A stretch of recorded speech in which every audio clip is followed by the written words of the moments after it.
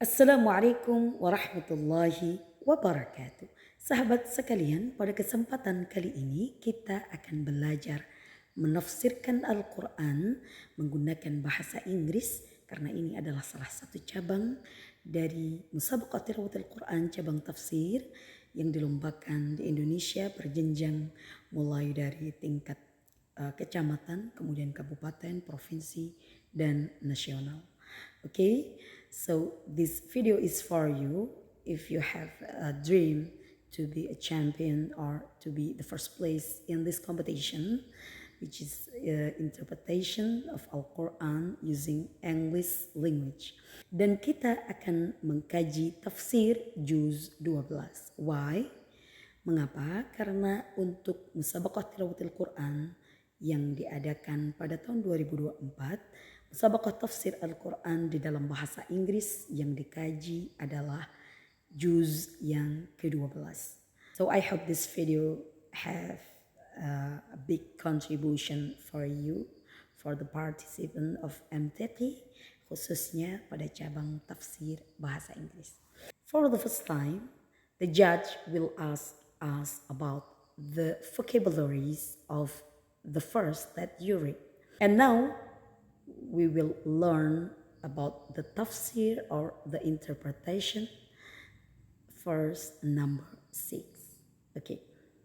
أعوذ بالله من الشيطان الرجيم.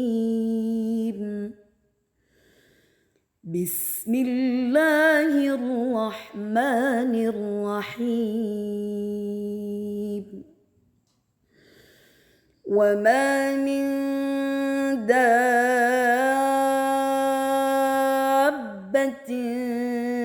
في الأرض إلا على الله رزقها ويعلم مستقرها ومستودعها كل في كتاب مبين. Okay, so the first you have to know every word, the meaning of every word of these verses. Jadi for the first time kita harus menguasai kosakata, vocabularies, kosakata dari setiap kata yang terdapat dalam surah Hud ayat yang ke-6.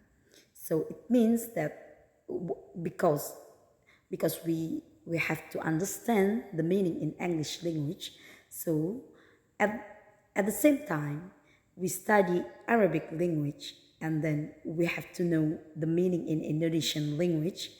Also, we have to know, and if you cannot understand, you can memorize it, the meaning in English language. Okay. So let's read and understand the meaning of every word in this verse. وَمَا مِن دَابَّةٍ, and not any moving creature, فِي الْأَرْضِ, in the earth, إِلَّا عَلَى اللَّهِ, but on Allah, رِزْقُهَا, its provision. وَيَعْلَمُ, and He knows, مُسْتَقَرَّهَا, its dwelling place, وَمُسْتَوْدَعَهَا, and its place of storage. كُلٌّ فِي كِتَابٍ مُبِينٍ, كُلٌّ and all, في كتاب, in a record, مبين, clear. So di sini you have to understand the meaning of every word.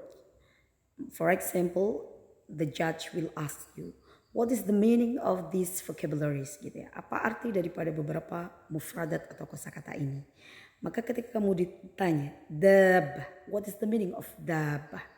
So you have to answer this question correctly. Okay, so dabah, it means moving creature. Okay, so and then the next question, biasanya ada 5 pertanyaan terkait dengan kosakata. Rizquha, what is the meaning of rizquha? So rizquha, it means its provision. Wa ya'lamu, what is the meaning of wa ya'lam? And He knows. Okay, so the first step is you have to understand the meaning of all word all vocabularies in these verses. Also, you have to know the synonym of every word. Okay, you can explore your knowledge about this by opening the dictionary. Okay, so after question about the meaning of vocabularies, and the second is the judge will ask you about the correlation between this verse and previous verses. Jadi juri akan menanyakan munasabah, korelasi, hubungan antara ayat ini dengan ayat sebelumnya, atau biasanya juri menentukan rumpun ayat sebelumnya atau menentukan tepat pada ayat sebelumnya. For the second step is the judge will ask the participant. For example, is there a historical background of these verses? Apakah ada asbabun nuzul dari ayat yang kita baca? Juri akan bertanya seperti itu. Barangkali Anda menemukan asbabun nuzul pada kitab-kitab tertentu, maka silahkan diungkapkan. But if you cannot find the historical background or asbabun nuzul or the causes of nuzul, so the judge will ask you to explain the correlation between these verses and previous verses. Maka pertanyaan selanjutnya adalah akan ditanya munasabah atau korelasi antara ayat yang ditentukan untuk ditafsirkan dengan beberapa rumpun ayat sebelumnya atau dengan ayat sebelumnya, lebih tepatnya seperti itu. And now the correlation between these verses and the previous verses. The previous verse explain the power of Allah, which covers everything, and Allah knows what is hidden in the heart.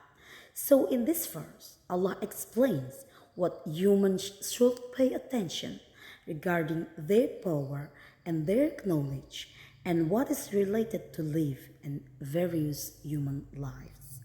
And after explanation about the correlation between these verses and previous verses, the judge will ask us to interpret the verse based on what we have learned and studied before. And in this occasion, I will read Tafsir Ibn Kathir in English version. Okay, and now we will interpret the verse number 6. بسم الله الرحمن الرحيم وما من دابة في الأرض إلا على الله رزقها ويعلم مستقرها ومستودعها. And no moving creature is there on earth, but its provision is due from Allah, and He knows its dwelling place and its deposit. كل في كتاب مبين. All is in a clear book. Allah the Exalted informs that He is responsible for the provision of all the creatures that dwell in the earth, whether they are small, large, sea-dwelling or land-dwelling.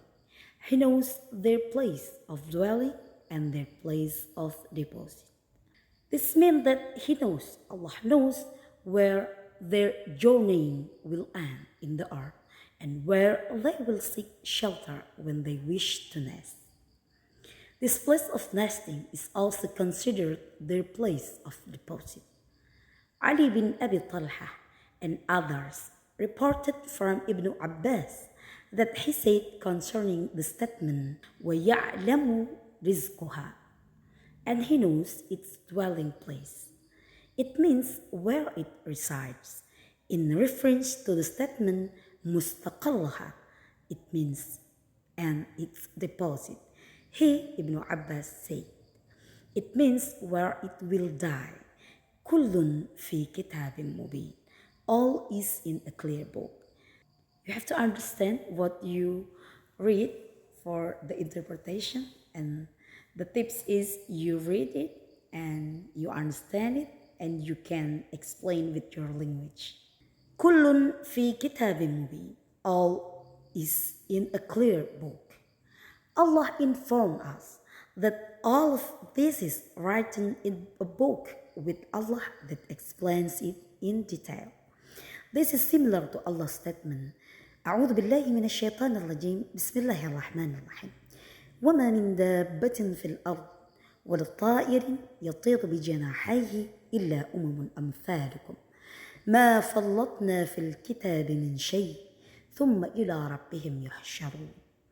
There is not a moving creature on earth, nor a bird that flies with its two wings, but are communities like you. We have neglected nothing in the book. Then unto their Lord they all shall be gathered. In Surah Al-An'am, verse number 38. And this is similar to Allah's statement, أعوذ بالله من الشيطان الرجيم بسم الله الرحمن الرحيم وعنده مفاتح الغيب لا يعلمها إلا هو ويعلم ما في البر والبحر وما تسقط من ورقة إلا يعلمها ولا حبة في ظلمات الأرض ولا رطب ولا يابس إلا في كتاب مبين. And with him are the keys of the ghaib, all that is hidden and unseen. None knows them but he, and he knows whatever there is in the land and in the sea. Not a leaf falls, but he knows it. There is not a grain in the darkness of the earth, nor anything fresh or dry, but is written in a clear record. Surah Al-An'am, verse number 59. Creeping animals that live on earth, including animals that creep, crawl, or walk on two legs, are all guaranteed sustenance by Allah subhanahu wa ta'ala. Animals are given the instinct and ability to seek their sustenance according to the nature of event. Everything is arranged by Allah with wisdom and discretion, so that there is always harmony. If it is not regulated in this way, perhaps at some point there will be animals that reproduce too quickly, thus threatening the survival of other animals, or some will die too much, thereby disrupting the balance of the environment. If there are some animals that prey on other animals, this is in order to natural balance, so that a harmonious life can always be maintained. Allah knows where these animals live and where they hide, even when they are still in their mother's stomach.